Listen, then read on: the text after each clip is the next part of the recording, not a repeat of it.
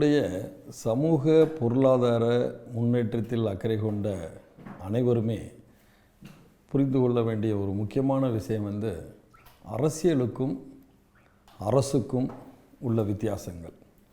இது ஏன் முக்கியம் அப்படின்னு சொன்னால், அப்போ தான் நாட்டின் முன்னேற்றத்துக்கு யார் முக்கிய பங்காற்றுகிறார்கள் என்பதை புரிந்து கொள்ள முடியும். அரசியல் அரசியல்வாதிகளால் நடத்தப்படுகிறது. ஆனால் அரசு அதிகாரிகளினாலும் நிர்வாகிகளினாலும் நடத்தப்படுவது. அரசியல்வாதிகள் அரசுக்கு வந்தோடனே அவங்க நிச்சயமாக நிர்வாகிகளாக மாறிவிடுகிறார்கள். அந்த மாதிரி கோணத்தில் நம்ம பார்த்தோம்னா தான் இந்த நாட்டின் வளர்ச்சிக்கு யார் நிர்வாகியாக இருந்து நாட்டை சரியான முறையில் கொண்டு செல்கிறார்கள் அப்படின்னு நம்ம எல்லாம் புரிந்து அந்த முயற்சியை பாராட்டுவதற்கு நம்மளால் முடியும். அந்த வகையில் என்னுடைய கணிப்பில் ஆகச்சிறந்த நிர்வாகி நமது பாரத பிரதமர் திரு நரேந்திர மோடிஜி அவர்கள். ஏன்னா அவருடைய அச்சீவ்மெண்ட் இந்த ஒரு 9 வருட காலங்களில் இந்தியா எந்த மாதிரி பாதையை நோக்கி போய்கொண்டிருக்கிறது, உலக நாடுகளோட கம்பேர் பண்ணி பார்க்கும்போது எந்த அளவுக்கு இந்தியாவை நான் மேல் நோக்கி கொண்டு சென்றிருக்கோன்றதை நம்மளால் புரிய முடியும். அது ஒரு தலை சேர்ந்த நிர்வாகியினால் தான் புரிஞ்சிக்க முடியும். தலைசிறந்த நிர்வாகியினால் தான் செய்ய முடியுங்க.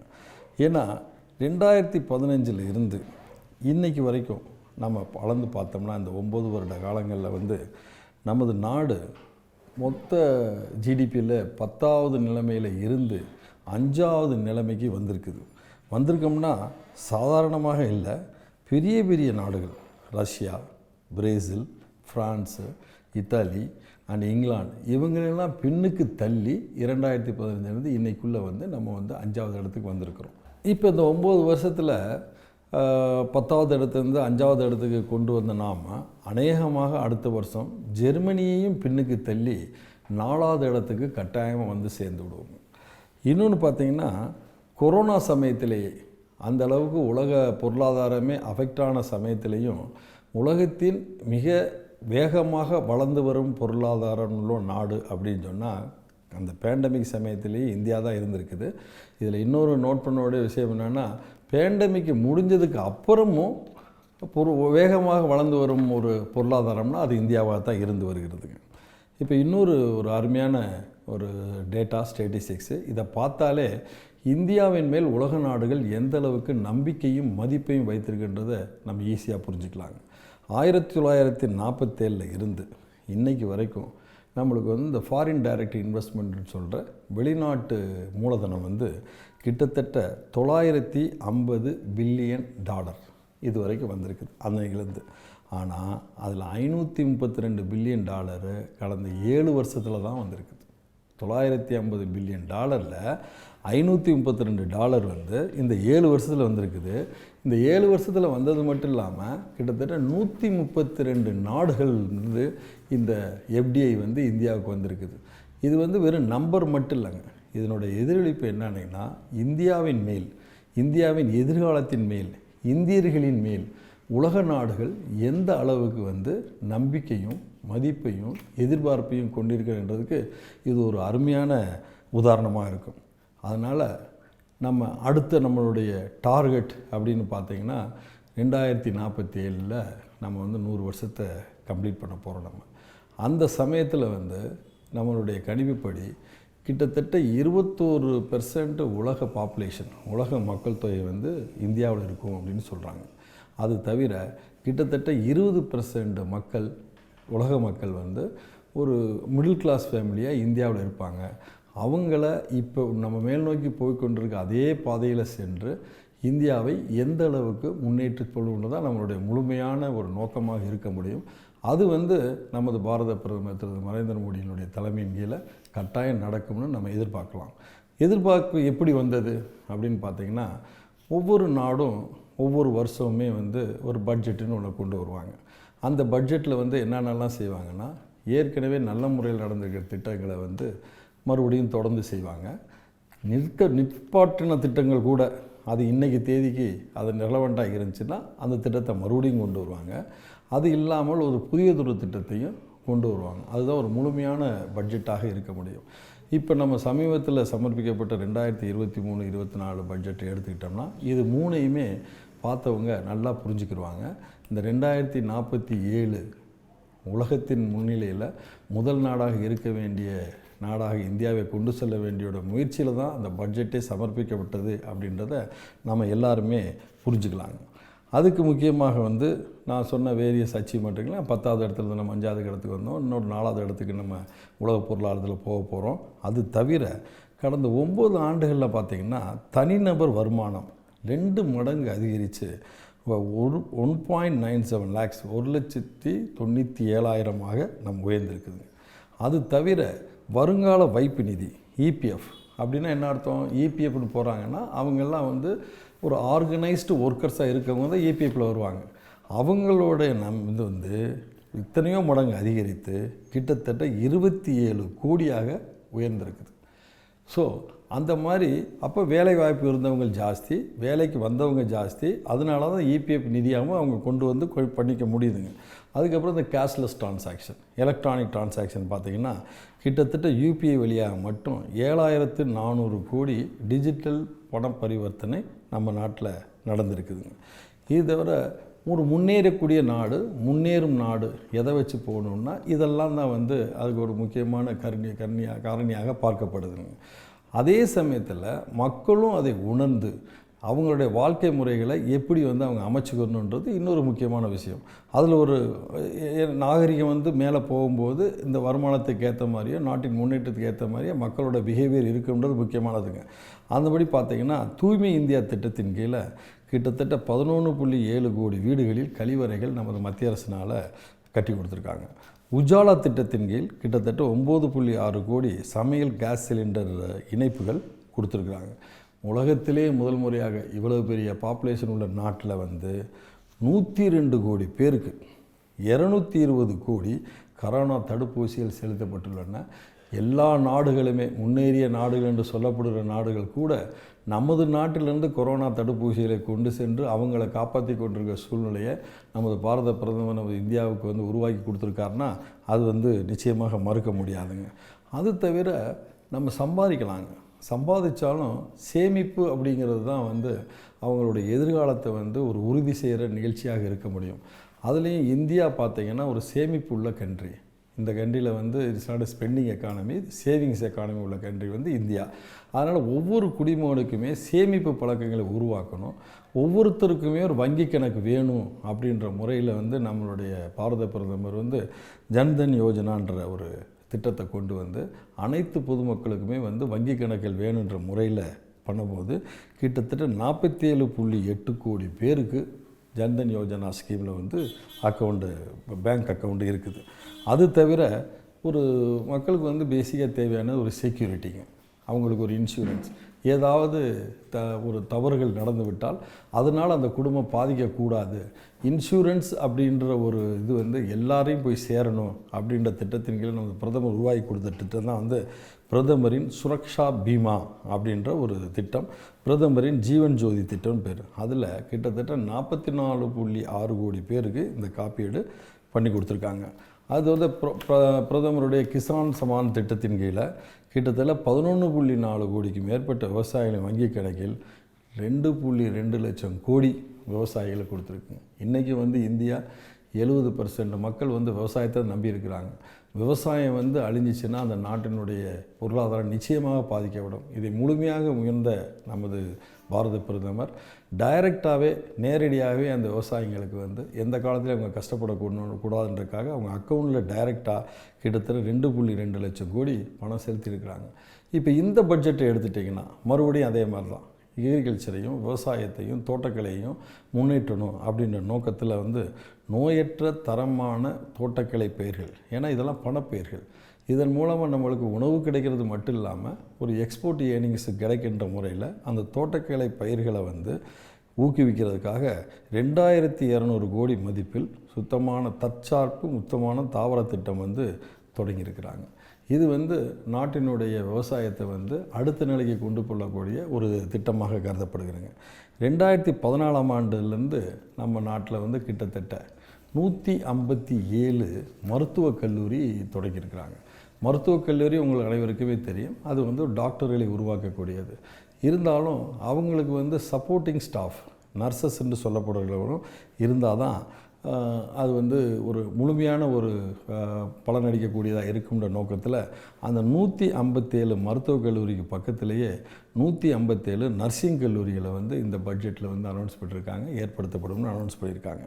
அது தவிர இந்த பள்ளிக்கு செல்ல முடியாத, அப்படியே பள்ளிக்கு சென்றாலும் அவர்களால் தொடர்ந்து பயில முடியாத பழங்குடியின மக்கள், மலைவாசியினர், பழங்குடியின மக்கள் வந்து அவங்க பயன்பெறும் வகையில் 3 லட்சம் பழங்குடி மாணவர்கள் பயன்பெறும் வகையில் கிட்டத்தட்ட 740 ஏகலைவா ஹாஸ்டல்ஸ் அது வந்து பண்ணியிருக்கிறாங்க. அது தவிர இவங்களுக்கு பயிற்றுவிக்கிறதுக்காக கிட்டத்தட்ட 30,800 ஆசிரியர்கள் மற்றும் இதர பணியாளர்களை இந்த அரசு இந்த நடப்பாண்டில் வந்து தேர்வு செய்திருக்காங்க. பிறகு பிரதமரின் வீட்டு வசதி திட்டம், அது வந்து ஒரு மிக அருமையான திட்டங்க. நம்ம எப்பயுமே வந்து வீடுன்னு ஒன்று ஒருத்தருக்கு இருந்தால் தான் அவங்களுக்கு வந்து ஒரு சுயமரியாதைன்ற ஒரு எண்ணம் வரும். நானும் ஒரு மனிதன் தான் இந்த சொசைட்டியில் அப்படின்ற எண்ணம் வரும். அதன் மனத்தில் ஒன்று நம்ம பிரதமர் உருவாக்கின திட்டம் தான் அனைவருக்கும் வீடு அப்படின்ற திட்டம். அந்த திட்டத்தின் கீழே வந்து இந்த வருஷத்தில் இந்த வீட்டு வசதி திட்டத்துக்காக மட்டும் 66% உயர்த்தப்பட்டு கிட்டத்தட்ட 79,000 கோடி அமௌண்ட் அளவுக்கு கொண்டு வராங்க. ரெண்டாவது ரயில்வே துறை. ரயில்வே தான் வந்து நீங்கள் நடுத்தர மக்கள், ஏழை பாலைகள் எல்லோரும் ட்ராவல் பண்ணுறதோட மட்டும் இல்லாமல் இந்தியாவுடைய ரயில்வே துறை எல்லாத்துக்கும் தெரியும், மிகப்பெரிய துறை. இதன் மூலமாக தான் வந்து விவசாய பொருட்கள்னாலும் சரி, மற்ற பொருட்கள்னாலும் ஒரு இடத்துக்கு இன்னொரு இடத்துக்கு ஈஸியாக கொண்டு போகிறாங்க. அதனால் இந்த தடவை ரயில்வே துறை முதலீட்டுக்கு வந்து கிட்டத்தட்ட 2.40 லட்சம் கோடி ஒதுக்கப்பட்டிருக்கிறது. 2013-14 இந்த அரசு வந்ததுலேருந்து பார்த்திங்கன்னா கிட்டத்தட்ட 9 மடங்கு இந்த வருஷம் வந்து கூடியிருக்கு.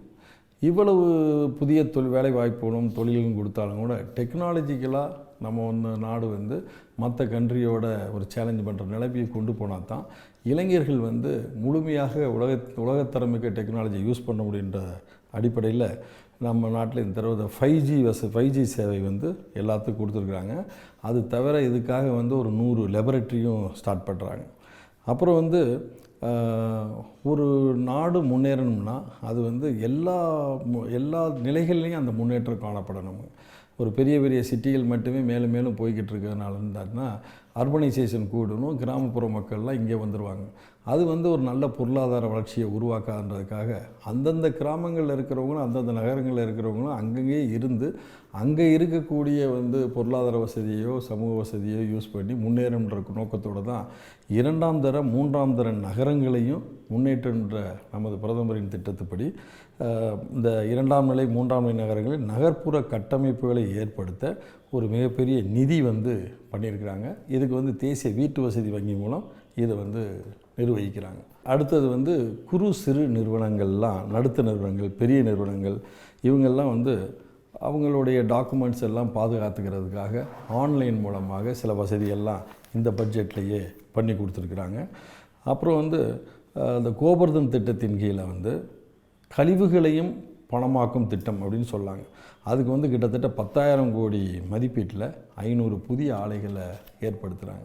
இந்தியாவினுடைய மிகப்பெரிய சக்தி என்னன்னா, இங்கே இருக்கிற அக்ரோகிளைமேட்டிக் கண்டிஷன்ஸ் வந்து உலகத்தில் இருக்கிற அத்தனை அக்ரோகிளைமேட்டிக் கண்டிஷன்ஸும் இந்தியாவில் இருக்குது. அது தவிர இந்தியாவில் இருக்கிற மண் வளம் வந்து உலகத்தில் இருக்கிற அத்தனை மண் வளமும் இந்தியாவில் மட்டுமே இருக்குது. அப்படி இருக்கும்போது ஒரு ப்ரொடக்டிவிட்டியை கூட்டணும், அதுவும் ஆர்கானிக் அக்ரிகல்ச்சராக இருக்கணும் அப்படின்ற வகையில் இயற்கை விவசாய முறைகளை பின்பற்றுறதுக்கு அடுத்த 3 ஆண்டுகளில் மட்டும் 1 கோடி விவசாயிகளுக்கு மத்திய அரசு இந்த பட்ஜெட் மூலம் உதவ முன்வந்துள்ளது. இதற்காக 10,000 பயோ வள மையங்கள் ஏற்படுத்தப்பட்டு இந்த மைக்ரோ ஃபெர்டிலைசர்ஸு, பூச்சிக்கொல்லி மருந்துகள்லாம் வந்து இயற்கை வகையில் பார்க்கப்பட்ட பூச்சிக்கொல்லி மருந்துகள்லாம் விநியோகிக்கப்படுங்க. இந்த மாதிரி ஒவ்வொரு நுணுக்கமாக மக்களில் இருக்கிற ஒவ்வொரு பிரிவுமே வாழ்க்கையில் முன்னேறணும். அதன் மூலமாக மட்டுமே தான் 2047 வந்து நமது நாடு முதல் நிலையை அடைந்து நம்ம நாட்டில் வந்து மக்கள் தொகை வந்து 20% உலக மக்கள் தொகை நம்மகிட்ட இருக்கும்போது, இளைஞர்கள் நம்மகிட்ட இருக்கும்போது 20% மக்கள் வந்து ஒரு மத்தியதர நிலை இருக்கும்போது அந்த மக்களுக்கு ஏற்ற மாதிரி ஒவ்வொருத்தருக்கும் ஏற்ற மாதிரி திட்டங்களை இந்த அரசு கொண்டு வந்து அதில் முக்கியமாக நம்ம பிரதமர் எந்த அளவுக்கு கிராமப்புற முன்னேற்றத்துக்கு உதவுறான்றதை இந்த திட்டங்கள் மூலம் அறிந்து கொள்ளலாம்.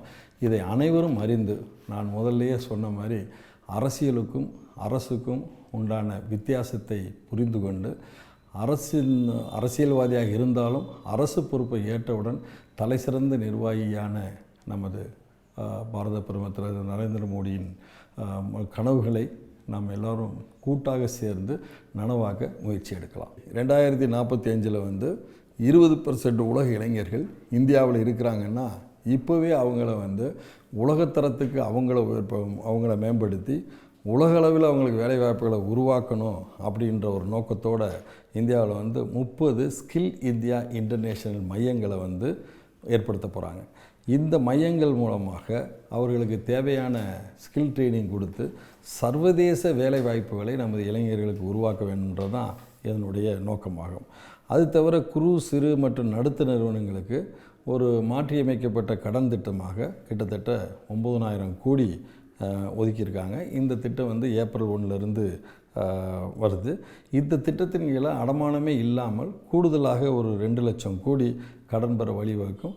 அது தவிர ரேட் ஆஃப் இன்ட்ரெஸ்ட்டும் வட்டி விகிதமும் குறைக்கப்படும். ரெண்டாவது, நம்ம மூத்த குடிமக்களுடைய நலன்களையும் கட்டாயம் பார்த்துக்கணும். அப்படின்போது மூத்த குடிமக்கள் இந்தியாவில் வந்து பார்த்திங்கன்னா அவங்க வந்து ஒரு வங்கிகள் மூலமாக தான் சேமிக்கிறாங்க. அவங்க அதை ஆதாரமாக வச்சு தான் வாழ்க்கை நடத்துகிறாங்க. அப்படின்னும்போது மற்ற மக்களுக்கு கொடுக்கக்கூடிய வட்டி விகிதத்தை விட இவங்களுக்கு கூட கொடுக்கணும் அப்படின்ற நோக்கத்தோட மூத்த குடிமக்களுக்கான சேமிப்பு திட்டத்தில் வந்து பார்த்திங்கன்னா 1% வட்டி ஜாஸ்தியாக கொடுக்குறாங்க. அது தவிர வந்து அதிகபட்ச டெபாசிட் வரம்பு 15 லட்சத்துலேருந்து 30 லட்சமாக உயர்த்தப்படுகிறது. அவங்கள வந்து என்கரேஜ் பண்ணணும் அப்படின்றதுக்காக. அது தவிர ஊரக பகுதிகளில் இளம் தொழில் முனைவோர்கள் வேளாண் தொழிலை பார்க்க வேண்டும். எல்லாருமே தொழில் பண்ணுறதோடு மட்டும் இல்லாமல் வேளாண் விளைபொருட்கள் மூலமாக வரக்கூடிய பொருட்களை வைத்து அது சம்பந்தமான தொழில்களை செய்ய வேண்டும்ன்ற ஊக்குவிப்பதோடு அதுக்காக வேளாண் ஊக்குவிப்பு நிதி ஒன்று ஏற்படுத்துகிறாங்க இந்த பட்ஜெட்டில். அப்புறம் இந்தியாவை ஸ்ரீ அண்ணா என்ற பெயரில் சிறுதானிய ஆராய்ச்சி மையங்கள். இந்தியா ஒரு கண்ட்ரினா இந்த சிறுதானியங்கள் வந்து உடலுக்கு நல்லதுன்றதை நம்ம சொல்லி தெரிய வேண்டிய அவசியமே இல்லை. அது ஒவ்வொரு பீரியடு நம்ம வந்து அந்த கல்டிவேஷனையே மறந்துட்டோமோ அப்படின்ற மாதிரி. இந்தியாவினுடைய கிளைமேட்டிக் கண்டிஷன் பார்த்தாலும் சரி, சாயில் டைப்பு பார்த்தாலும் சரி, இந்த சிறுதானிய விளைவிப்பு வந்து ஈஸியாக பண்ணக்கூடிய ஒரு நாடு தான் இந்தியா. அதனால் இந்த தடவை வந்து எந்த நாட்டிலும் இல்லாத ஒரு புதுமையாக நமது பட்ஜெட்டில் வந்து ஸ்ரீ அண்ணா என்ற பெயரில் வந்து ஹைதராபாத்தில் வந்து இந்திய சிறுதானிய ஆராய்ச்சி மையம் ஒன்று ஆரம்பித்து எப்படி வந்து சிறுதானிய பயிர் வளர்ப்பை வந்து இந்தியாவில் ஊக்குவிக்க முடியும் அப்படின்றத ஆராய்ச்சி பண்ணுறதுக்காக ஒரு முதன்முறையாக ஒரு நிறுவனம் ஆரம்பிக்க போகிறாங்க. அப்புறம் விவசாயம், கால்நடை வளர்ப்பு, பால் மற்றும் மீன் வளர்ப்பை ஊக்குவிக்க 20 லட்சம் கோடி கடன் வந்து இந்த தொழிலை பண்ணுவர்களுக்காக கொடுக்க போகிறாங்க. இதன் மூலமாக விவசாயமாக இருக்கட்டும், கால்நடை வளர்ப்பாக இருக்கட்டும், இதெல்லாம் ஒன்றுக்கு ஒன்று தொடர்பு உள்ளதுங்க. தொடர்பு இருக்கிறதுனால ஒரு செல்ஃப் சஸ்டெய்னிங், ஒரு சுயதேவையை பூர்த்தி பண்ணுற வகையில் கிராமங்களிலே சுயதேவை பூர்த்தி பண்ணுற அளவில் வந்து விவசாயம், கால்நடை வளர்ப்பு, பால் மற்றும் மீன் வளர்ப்பு கட்டாயமாக நமக்கு ஒரு மிகப்பெரிய பொருளாதார வளர்ச்சியை உருவாக்க முடியாதல சந்தேகம் இல்லைங்க. அப்புறம் வந்து மீனவர்கள், உங்களுக்கே தெரியும் இந்தியா ஒரு மிகப்பெரிய ஒரு கோஸ்டல் ஏரியா உள்ளதுங்க. அதில் இருக்கிற மக்கள் எல்லாரும் மீன் தொழிலை நம்பி தான் வாழ்ந்துக்கிட்டு இருக்கிறாங்க. அதுவும் வந்து இந்தியாவினுடைய பொருளாதாரத்தை முன்னேற்றுறதுக்கு வந்து ஒரு மிகப்பெரிய ஒரு காரணியாகவும் விளங்குதுங்க. அந்த வகையில் வந்து மீனவர்களின் தொழிலை ஊக்குவிக்க கிட்டத்தட்ட 6,000 கோடி மதிப்பில் வந்து பிரதமரின் மத்ஸ்ய சம்பதா திட்டம் அப்படின்ற ஒரு திட்டத்தை வந்து இந்த பட்ஜெட்டில் உருவாக்கியிருக்கிறாங்க. அப்புறம் வந்து வேளாண் சொசைட்டி, அதாவது வந்து வேளாண் தொழிலை வந்து முன்னேற்றணும் அப்படின்னு சொன்னால் கிராம அளவில் வந்து அவங்களுக்கு வந்து ஒரு ஃபைனான்சியல் இன்ஸ்டியூஷன் இருக்கணும். அதுதான் வந்து கோஆப்ரேட்டிவ் சொசைட்டின்றது. அது மாதிரி ஒவ்வொரு கிராமத்துலேயுமே வந்து கோஆப்ரேட்டிவ் சொசைட்டி ஏற்கனவே உருவாக்கப்பட்டு இயங்கி வருகிறது. அது அந்தந்த ஏரியாவில் இருக்கிற விவசாயிகள் வந்து விவசாயத்தை பண்ணுறதுக்கான பண வசதிகளையும் கடன் வசதிகளையும் செஞ்சு கொடுக்குது. கிட்டத்தட்ட 63,000 ஆரம்ப வேளாண் கடன் சொசைட்டிகளை இந்த வருஷம் வந்து கம்ப்யூட்டரைஸ் பண்ணுறதுக்கு 2,516 கோடி முதலீட்டில் இதை பண்ண போகிறாங்க. அப்புறம் வளர்ச்சி மற்றும் வேலைவாய்ப்பு, முன்னுமே சொன்ன மாதிரி கிட்டத்தட்ட 20% மக்கள் வந்து உலக மக்கள் வந்து நம்மளை மிடில் கிளாஸாக இருக்கும்போது நாம் வந்து வேலை வாய்ப்புகளை வந்து அந்த இளைஞர்களுக்கு கொடுத்தா தான் அடுத்த இலக்கை நோக்கி நம்ம முடியுன்றனால அந்த வேலைவாய்ப்பு உருவாக்குறதுக்கான மூலதன செலவுக்கு மட்டும் 10 லட்சம் கோடி ஒதுக்கியிருக்கிறாங்க. இது கிட்டத்தட்ட 3வது ஆண்டாக 33% அதிகரிக்கப்பட்டிருக்கிறது. அப்புறம் பழங்குடியினரின் மேம்பாட்டு திட்டத்துக்காக கிட்டத்தட்ட 15,000 கோடி கொடுத்துருக்குறாங்க. இவ்வளோ தூரம் நம்ம நாட்டில் வந்து ப்ரொடக்ஷனை ஜாஸ்தி பண்ணும்போது இதை வந்து எக்ஸ்போர்ட் பண்ணதன் மூலமாக தான் நம்மளுக்கு வந்து நிறையா இன்கம் கிடைக்கும் அப்படின்ற முயற்சியில் வந்து துறைமுகங்கள், நிலக்கரி, ஃபெர்டிலைசர் மற்றும் உணவு தானிய துறைகள், போக்குவரத்து கட்டமைப்புகளை ஏற்படுத்த தனியார் நிறுவனங்களின் மூலம் கிட்டத்தட்ட 15,000 கோடி உட்பட 75,000 கோடி இந்த இன்ஃப்ராஸ்ட்ரக்சர்ஸ் டெவலப்மெண்ட்டுக்கு மட்டும் இந்த பட்ஜெட்லேருந்து அலாட் பண்ணியிருக்காங்க. அப்புறம் வந்து கல்விங்கிறது உங்களுக்கு எல்லாத்துக்குமே தெரியும், மிக முக்கியம். அதை கல்வியை சொல்லிக்கக்கூடிய ஆசிரியர்கள், அதுலேயும் தரம் மிகுந்த ஆசிரியர்கள் அவங்க கட்டாயம் இருக்கணும். அவங்களுக்கு வந்து ஒரு பீரியாடிக்கலாக ஒரு ட்ரைனிங் கொடுக்கணும் அப்படின்ற முயற்சியில் மாவட்ட அளவில் ஆசிரியர் பயிற்சி மையங்கள், சீர்மிகு ஆசிரியர் பயிற்சி மையங்களாக மேம்படுத்தப்படும். முன்னாடி இருந்ததை விட ஒரு கம்ப்யூட்டரைஸ்டு அட்மாஸ்பியரில் அவங்க எல்லோரும் கற்றுக்கிட்டு அவங்க வந்து மாணவர்களுக்கு கற்றுக் கொடுக்க ஒரு தோதுவாக இது அமையும்னு சொல்கிறோம்.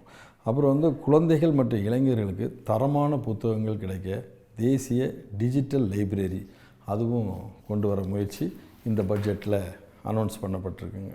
அப்புறம் கழிவுநீர் தொட்டிகளில் கழிவுகளை அகற்றுவது, அதை எல்லாருமே நம்ம பார்த்துருப்போம். நம்ம மனிதர்கள் வந்து கழிவுகளை அகற்றுவது வந்து ஒரு இழிவான செயலாக நமது பாரத பிரதமர் கருதுகிறாங்க. இதை பற்றி நிறையா மீட்டிங்கில் அடிக்கடி பேசியிருக்காருங்க. அதனால் அந்த மாதிரி கழிவுநீர் தொட்டிகள் வந்து கழிவுகளை அகற்றுவது மனிதர்களை ஈடுபடுத்தாமல் 100% இயந்திரமயமாக்கப்படும் என்ற திட்டத்தையும் இந்த பட்ஜெட்டில் ஆரம்பிச்சிருக்காங்க. இந்தியாவில் வந்து செயற்கை நுண்ணறிவை உருவாக்கும், இந்தியாவிற்காக செயற்கை நுண்ணறிவை உருவாக்கும் முன்னணி கல்வி நிறுவனங்களில் வந்து ஒரு 3 நுண்ணறிவு மையங்கள் ஏற்படுத்துகிறாங்க. இதெல்லாம் செய்கிறதுக்கு வந்து ஒரு நல்ல ஒரு டேட்டா இருக்கணும். அப்படி இருந்தால் தான் ஒவ்வொருத்தருடைய பேக்ரவுண்டை பற்றி தெரிஞ்சுக்கிற முடியும்னால அத்தனை பேருக்குமே வந்து இந்த பேன் கார்டு கொடுக்குறாங்க. அந்த பேன் கார்டை வந்து புது அடையாளமாக கருதணும். ஒவ்வொரு என்னென்னலாம் நம்ம செயல்கள் செய்கிறோமோ அதெல்லாம் பேன் கார்டோட இணைச்சிட்டாங்கன்னா யாரை எப்படி நம்ம யூஸ் பண்ண முடியும், எப்படி அவங்களுக்கு வந்து என்ன மாதிரி வசதிகளையும் வாய்ப்புகளையும் உருவாக்கி கொடுத்து ஒரு சிறந்த குடிமகனாக நம்ம கொண்டு வர முடியுன்றது வந்து இண்டிவிஜுவலே அசஸ் பண்ணிக்கலான்ற முயற்சி தான் இந்த பேன் அட்டை பண்ணுறாங்க. நீதித்துறையின் சிறப்பான நிர்வாகத்துக்காக கிட்டத்தட்ட 7,000 கோடி மதிப்பீட்டில் வந்து கவர்னன்ஸ் நீதிமன்றங்கள்லாம் நீதிமன்றங்களே அது வந்து கம்ப்யூட்டர் மூலமாகவே வந்து நீதிமன்றங்கள் வந்து தொடர்ந்து பண்ணணும். ஸோ தட் எந்த மாதிரியான பெண்டிங் இல்லாமல் நீதி வந்து உடனடியாக எல்லா மக்களுக்கும் கிடைக்கக்கூடிய வசதிகள் இது மூலமாக பண்ணலான்ற முயற்சியில் இந்த பட்ஜெட் வந்து அதுக்கும் ஒரு ப்ரொவிஷனை கொடுத்துருக்குறாங்க. மொத்தத்தில் நம்ம இந்த 2023-24க்கான பட்ஜெட்டை நம்ம பார்க்கும்போது நமது பாரத பிரதமர் எப்படி ஒரு தலைசிறந்த நிர்வாகியாக தன்னையும் மாற்றிக்கொண்டு இந்த நாடு வந்து 2047 வந்து உலகளவில் வந்து தலைசிறந்த நாடாக மாற்ற முடியும், அதை நோக்கி இந்தியாவை எப்படி நகர்த்தி செல்ல முடியும் அப்படின்ற நோக்கத்தோடு இந்த பட்ஜெட்டை வந்து தயார் பண்ணியிருக்கிறது நம்ம அனைவருக்குமே புரிகிறது. இதனுடைய பலன்களை ஒவ்வொரு இடத்திற்கும் கொண்டு சென்று நிச்சயமாக நமது நாடு உலகத்தில் தலைசிறந்த நாடாக கூடிய சீக்கிரம் உருவாக நாம் எல்லோரும் முயற்சி செய்வோம்.